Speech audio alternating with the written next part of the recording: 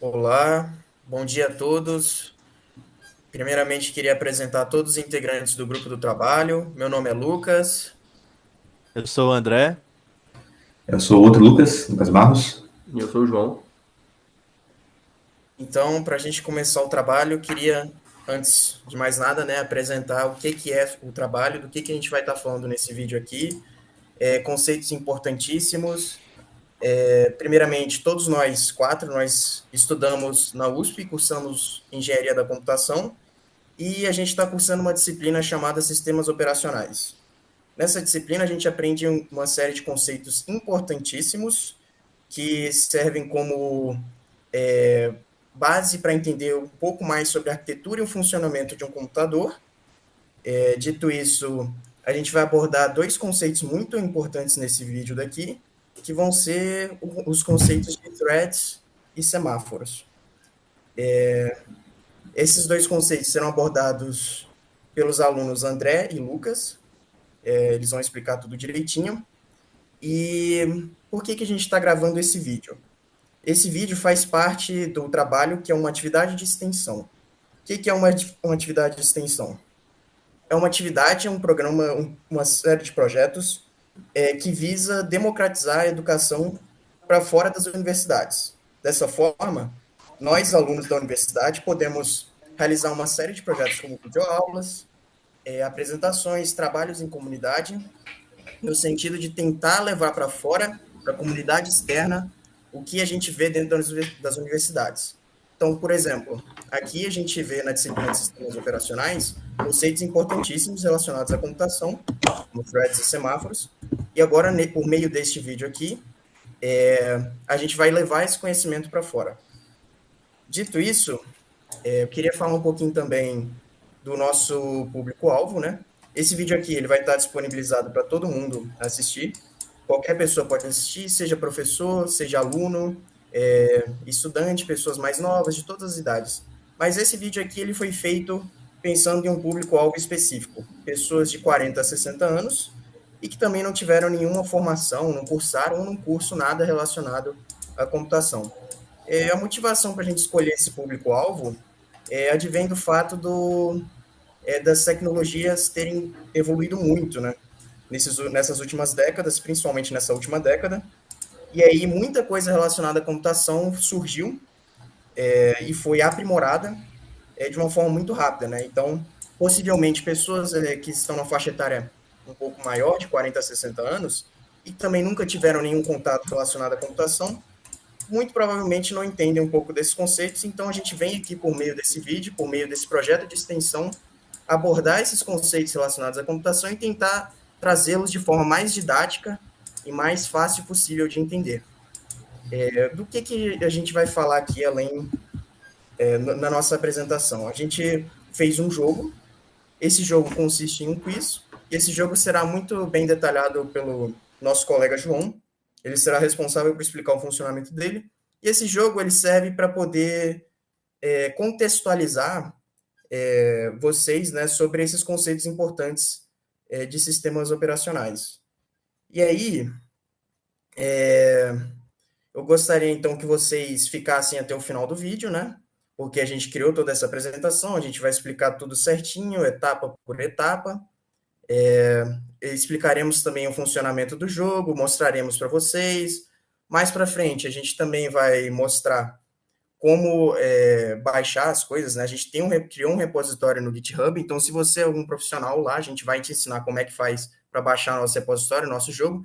Também vai ter um link de um formulário muito importante que eu quero que vocês, posteriormente eu vou explicar isso, mas vocês irão baixar esse formulário, vocês irão entrar no link desse formulário, e vocês vão preencher, dizendo se, fazendo uma avaliação do nosso conteúdo, do nosso vídeo, do nosso trabalho, mas isso mais para frente a gente mostra, certo? Então, gostaria de agora pedir encarecidamente a todos vocês que estão visualizando esse vídeo que fiquem até o final do vídeo para que possam visualizar tudo, ver tudo, todo o nosso trabalho e depois fazer uma avaliação dele. Dito isso, eu gostaria de começar então passando a palavra para o nosso amigo André, em que ele vai falar sobre um primeiro conceito principal de sistemas operacionais. Então, por favor, André. Bom dia. Eh, Vou falar aqui sobre processos e threads, inicialmente. Processo é algo que engloba as threads, são temas muito importantes em sistemas operacionais, e isso vai nos mostrar como que um computador funciona, né? O processo em um sistema operacional, na verdade, ele é como se fosse um maestro, né? Que orquestra todo o funcionamento de um computador, fazendo uma analogia. E também de forma, usando analogias, será a forma como eu explicarei o que é um processo e o que é uma thread, para ficar de fácil entendimento. O processo, vamos fazer uma análise como se ele, uma analogia como se ele fosse uma cozinha, em que vamos supor que eu seja um cientista da computação, eu estou cozinhando um bolo. Vou assar um bolo, para isso eu estou na minha cozinha, eu tenho meu livro de receitas, eu tenho todos os utensílios disponíveis para uso, e vou começar a preparar esse bolo. Bom, o que seria o livro de receitas seria um programa que o meu computador executa. Todos os utensílios e ingredientes disponíveis para mim são os dados de entrada que eu colocarei no meu programa para que eu execute tudo isso, sendo que eu sou o processador do meu computador. Então, toda essa ação é, do processador, que é o cozinheiro, ler o livro de receitas, pegar todos os ingredientes, toda essa ação, ela representa um processo. É todo esse conjunto. E esse processo, ele pode sofrer algumas interrupções, que é o próximo passo. É, por exemplo, estou fazendo o meu bolo e aparece outro processo de prioridade maior. Nesse caso, seria, por exemplo, o meu filho aparece com uma picada de abelha e precisa de ajuda. Isso é mais importante do que fazer um bolo. Então, no momento, eu vou parar o meu processo de fazer o bolo, vou anotar onde eu parei, para depois eu poder retornar no mesmo ponto, e vou, começar a realizar o processo de cuidar do meu filho. Então, vou pegar um livro de primeiros socorros, começar a ler e realizar esse processo de curar o filho. Após feito isso, eu agora sim já resolvi o processo de prioridade maior e vou voltar para o meu processo anterior, que é o processo de fazer o bolo. Mas, aí que vem. E se eu tivesse mais ajudantes comigo para fazer o bolo? Isso seria algo mais eficiente. Então, entra agora o conceito de threads. Dentro do processo de fazer o bolo, terei ajudantes comigo que vão me ajudar a tornar o processo mais eficiente. Então o bolo vai ficar pronto mais rápido, é, terei pessoas me ajudando nisso. Então, as threads são, podemos dizer que são microprocessos de forma geral dentro de um grande processo. E cada thread é responsável por fazer uma parte do processo geral. Então, por exemplo, nessa analogia, seria alguém para quebrar os ovos, outra pessoa para misturar a massa, outro para assar o bolo, enfim. Dentro dessas threads, embora elas sejam úteis, né, e possam ajudar a gente a economizar tempo e fazer as coisas mais rápidas, de forma paralela, né, nós podemos ter alguns problemas relacionados a ela. Esses problemas, por exemplo, um deles é o deadlock, que seria nessa analogia o empate de utensílios. Isso se resumiria, dentro do nosso exemplo, como eu tenho duas threads, ou seja, dois ajudantes. O ajudante um, que é o que está à direita nesta imagem, ele tem a colher com ele e ele quer usar a tigela. E o ajudante 2 que está à esquerda, ele tem a tigela consigo e quer usar a colher. E nenhum dos dois libera o utensílio que está em mãos. Então, a gente não tem um avanço no nosso processo de realizar o bolo, porque duas threads querem usar dois utensílios ao mesmo tempo, sendo que uma thread tem um utensílio, a outra tem outro. Então, desse jeito eles não avançam. Quem tem a colher não libera a colher, quem tem a tigela não libera a tigela, e fica nesse embate e a gente não tem um avanço nessa nossa cozinha, né, fazendo o bolo. Esse é um dos problemas. Outro problema que a gente tem é o problema de starvation, que na nossa analogia seria uma fila sem fim. Vocês podem ver no exemplo, seria como esse ajudante da esquerda, ele quer usar o forno, mas os outros ajudantes nunca deixam ele usar o forno, eles usam o forno por tempo indefinido. Então, é, no contexto de sistemas operacionais, a thread, é, representada pelo cozinheiro da esquerda, quer usar um recurso computacional, que nesse caso seria o forno, mas nunca consegue usar esse recurso computacional, porque outras threads ocupam aquele recurso e não liberam para aquele que deseja. Então, esses são alguns dos conceitos de threads e processos, né, dentro dos sistemas operacionais. Temos também outros problemas relacionados a threads. Como eu disse, embora elas sejam úteis para acelerar o nosso processo, o nosso desempenho, elas também podem nos gerar problemas. Mas a gente tem formas de contornar esses problemas, que são estratégias para resolver problemas de starvation, deadlock, como eu disse. Uma dessas estratégias é conhecida como estratégia de semáforos. E agora eu peço para que o nosso amigo Lucas explique sobre essa estratégia de semáforos. Bom, agora falando um pouco sobre os semáforos, né?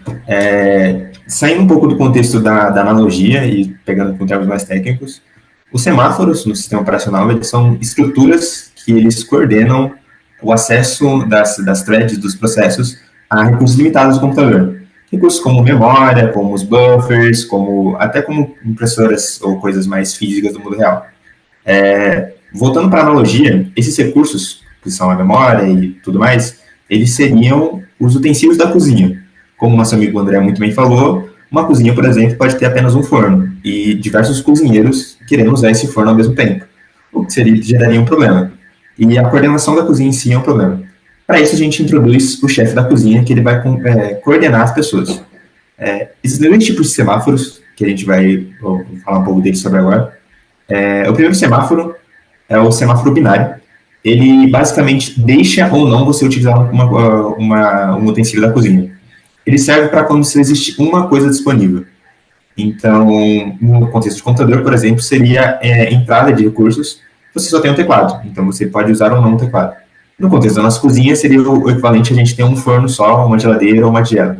Então, um dos nossos chefes, um dos nossos ajudantes, chegaria no nosso chefe de cozinha geral e pediria, né, eu posso usar o forno? O chefe conferiria se o forno está sendo usado por alguém ou não, e diria sim ou não, ele é binário, ele apenas deixa ou não deixa. E, bom, um outro tipo de semáforo que a gente tem, ele é o semáforo contável. Ele acontece para o caso de a gente ter mais de um recurso desse mesmo recurso disponível. Digamos que nessa cozinha a gente tenha 3 liquidificadores e apenas 2 estão sendo utilizados. A gente vai ter um contador que vai dizer que esses 2 estão sendo utilizados e tem um disponível. Então, um dos nossos ajudantes vai chegar no nosso chefe e vai pedir, será que eu poderia usar algum liquidificador? O chefe vai olhar e vai ver quantos tem disponível e, baseado em quantos tem disponível, ele vai deixar ou não o nosso cozinheiro, nossa thread, usar esse recurso. Enfim, é importante notar que os semáforos resolvem, no geral, conflitos de threads e de recursos que tem disponíveis ou não. Passando sobre como ele resolveria, por exemplo, os problemas que o André falou, a gente tem a solução do deadlock, por exemplo. O deadlock é quando, como o André disse, um cozinheiro, a gente tem aí o cozinheiro na esquerda da foto, ele tem a geladeira, ele está usando a geladeira, mas ele precisa usar o fogão agora. Contudo, o cozinheiro do fogão, ele precisa, que é o da direita, ele precisa usar a tigela para passar a coisa do fogão, só que a tigela está com outro cozinheiro que precisa da geladeira. E a gente fica nesse impasse infinito que ninguém passa as coisas para ninguém. Nesse caso, a gente teria um maestro, o do meio, o cozinheiro-chefe, e ele basicamente ordenaria e diria para o cozinheiro da esquerda, ok, libera a geladeira, e aí o de baixo usaria a geladeira, o da esquerda pegaria a tigela e as coisas começariam a fluir, resolvendo assim o problema que a gente tem de deadlock. Outra solução, outro caso que a gente tem é o de starvation, que é uma fila infinita. Basicamente, o que acontece no starvation, como o André explicou, mas passando um pouco mais a fundo, é quando muitas threads são consideradas mais importantes do que uma. Então, por isso, uma fica sempre infinita. Então, sempre que ele vai tentar usar o forno, cozinheiro de menos prioridade, acaba sendo ultrapassado por outro cozinheiro com mais prioridade. O que o semáforo faz é basicamente coordenar para que, dentro de um certo número de tempo, a prioridade desse cozinheiro suba. Então, ele basicamente coordena a fila. Então, ele coloca a gente na frente, alguma pessoa pode até ultrapassar a outra, mas ele sempre garante que ninguém vai ficar na fila para sempre. E, enfim, nessa analogia, o semáforo é o chefe, e espero que vocês tenham entendido um pouco mais sobre o semáforo. Agora eu queria agradecer por prestar atenção nessa nossa pequena explicação e passar a palavra para o Lucas novamente, para ele explicar um pouco mais agora sobre o nosso quiz. Então, pessoal, como eu já tinha avisado no começo do vídeo, eu gostaria de falar um pouco mais sobre a questão dos links, né, que a gente vai estar disponibilizando para vocês aqui no nosso vídeo. O link com relação ao quiz, por exemplo. Então, a gente pode abrir ele, não é? A gente pode visualizar, abrir esse link no quiz, e ele vai redirecionar vocês para uma página do GitHub. Então, se você é um profissional da educação, um professor, qualquer coisa desse tipo relacionado à área de computação, você pode acessar esse link aqui, que vai redirecionar você ao nosso repositório, ao nosso repositório do GitHub, e aqui você pode realizar o download. Se você for ali naquele botãozinho ali, ó, azul escrito Code, e você clicar em cima dele, você vai ter a opção ali embaixo de download zip.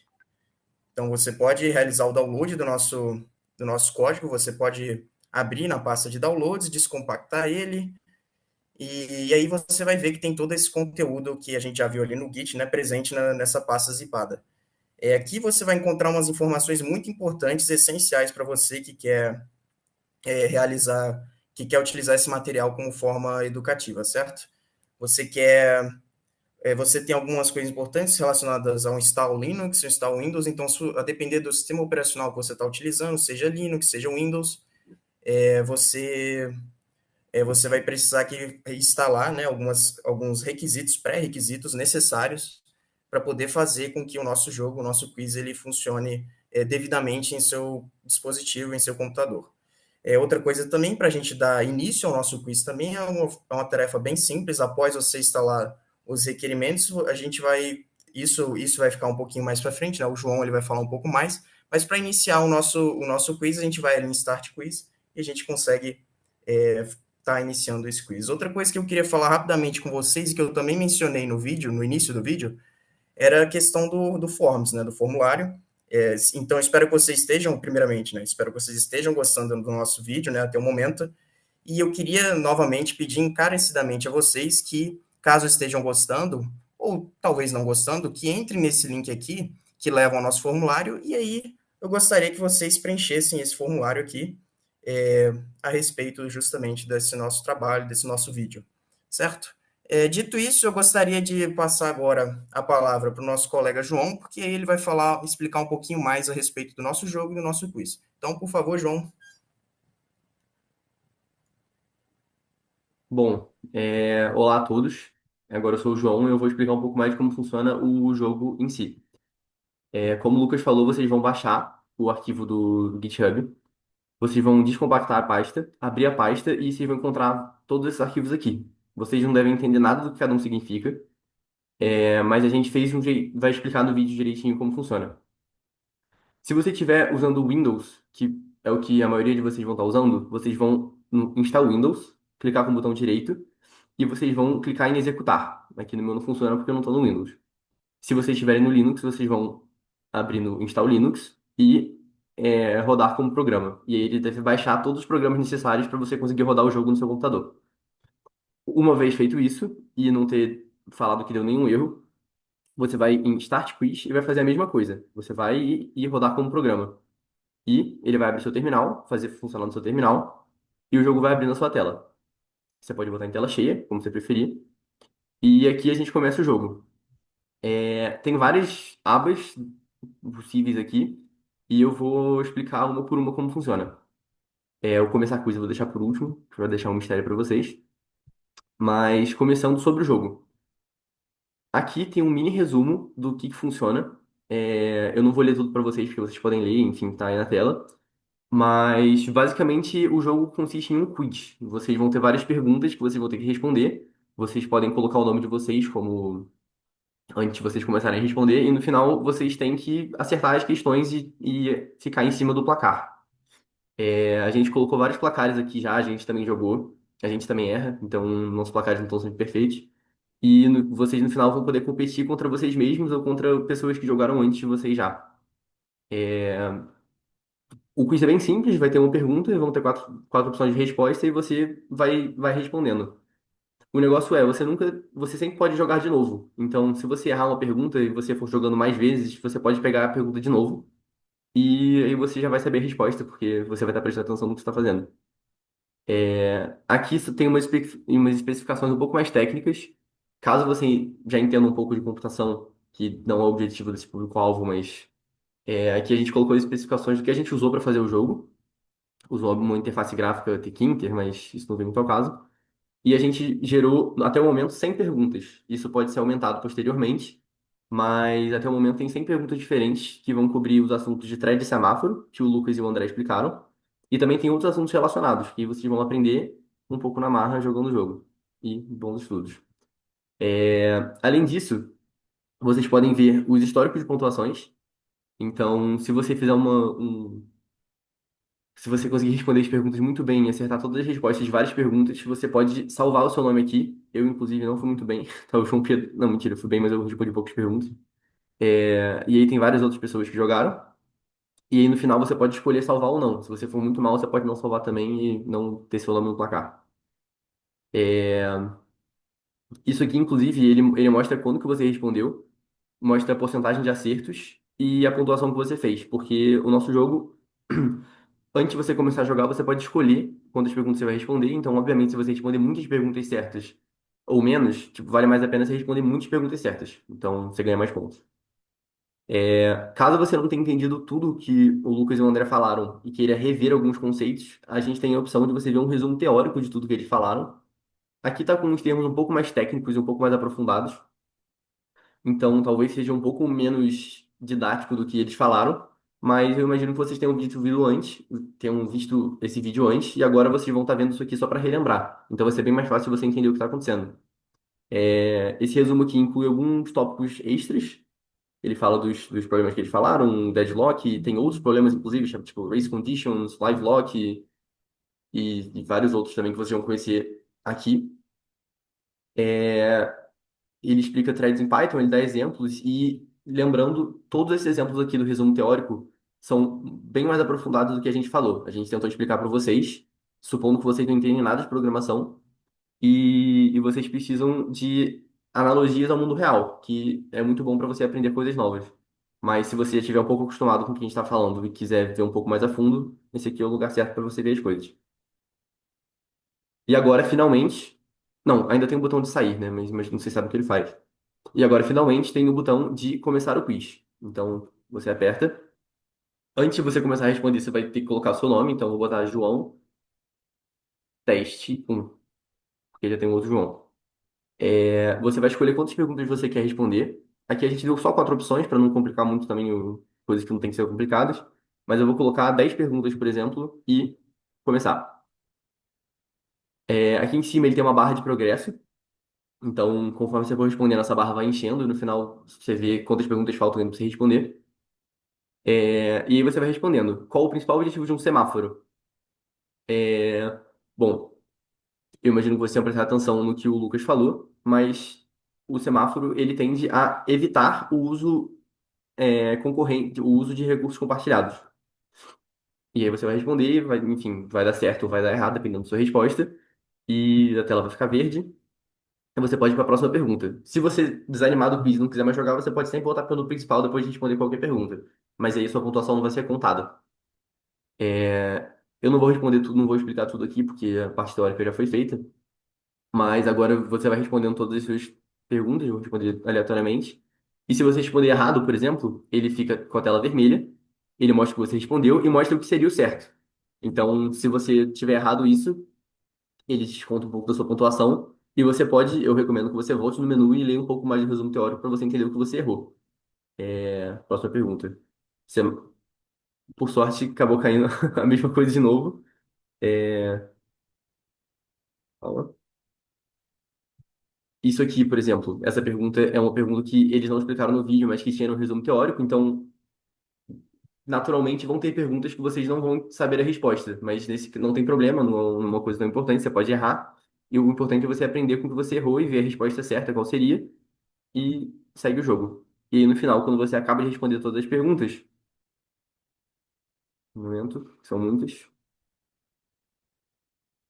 e aí sempre que você vai respondendo, ele vai vendo a porcentagem de acerto que você teve em cima das perguntas que você escolheu, e no final você ganha pontos em cima dessa porcentagem e das perguntas que você, tipo, e do total de perguntas que você respondeu. Então, é bom você responder todas certas, mas também é bom você responder mais perguntas certas. Vale mais a pena do que você responder só uma correta e responder 9 certas e uma errada.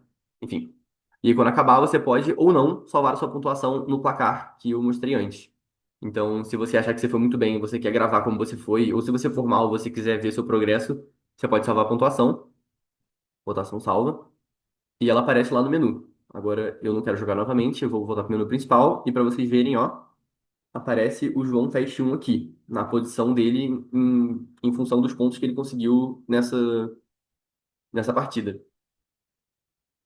E é isso, vocês podem jogar o quiz quantas vezes vocês quiserem, não tem limite. A gente pode eventualmente colocar mais perguntas e aí vocês precisam, enfim, a gente pode explicar para vocês como funciona, mas em tese o jogo é esse. Ele tem bastante conteúdo para vocês estudarem, se vocês se interessarem no assunto. Vocês podem voltar aqui quantas vezes vocês quiserem, vocês podem rever o vídeo se vocês quiserem uma explicação um pouco mais simples. E sempre pesquisar na internet também, porque é um assunto realmente muito interessante que, como o Lucas falou lá no começo, é um assunto muito relevante no futuro. Então, sempre é bom você aprender alguma coisa nova, ainda mais uma coisa tão relevante assim, ou que vai se tornar muito relevante no mundo ainda. Então, esse foi o nosso jogo. Eu peço que depois de assistirem esse vídeo, vocês tentem baixar o jogo, joguem no computador de vocês, tentem jogar um pouquinho, tentem aprender um pouco, e depois respondam um quiz, porque o quiz ele avalia justamente o progresso que você teve de conhecimento em relação a esse assunto. Então, a gente imagina que vocês não soubessem nada de threads e semáforo antes de começar o vídeo, e depois de ver o vídeo, a explicação do Lucas e do André, e jogar um pouco do jogo e tentar aprender com o que você erra, é de se imaginar que você vai saber um pouquinho mais. Então, a gente pede justamente para você falar o quanto que você acha que você aprendeu a mais sobre isso com o nosso vídeo, com o nosso jogo. Agradeço a atenção de todos. Sei que o vídeo é um pouco longo, mas é um assunto relevante. Então, é isso. Se vocês tiverem alguma pergunta, podem botar nos comentários ou podem entrar em contato com a gente. E essa é a nossa apresentação. Esse foi o nosso jogo. E eu espero que vocês tenham aprendido bastante e que tenham se interessado nesse assunto, que realmente é muito interessante. Então, se os outros participantes quiserem dar tchau, ficamos por aqui. Agradeço também pela atenção e reforçando, assim como o João já disse, qualquer dúvida de instalação ou qualquer dúvida teórica sobre a nossa explicação ou sobre alguma outra parte que não foi abordada nesse vídeo, dentro do conteúdo de sistemas operacionais, vocês podem deixar nos comentários aqui do YouTube e a gente responde e tenta ajudar. Obrigado. Acho que é isso, gente. O pessoal já falou bem aí. E muito obrigado aí, a gente está à disposição. Qualquer coisa, é só deixar um comentário ou entrar em contato com a gente. É isso, pessoal. Agradeço encarecidamente a todos que ficaram até o final do vídeo. Não esqueçam, qualquer dúvida, como o pessoal falou, só deixar nos comentários. Não esqueça de avaliar também, né, por meio do link do nosso formulário que a gente disponibilizou. Então é isso. Obrigado a todos. Tchau, tchau.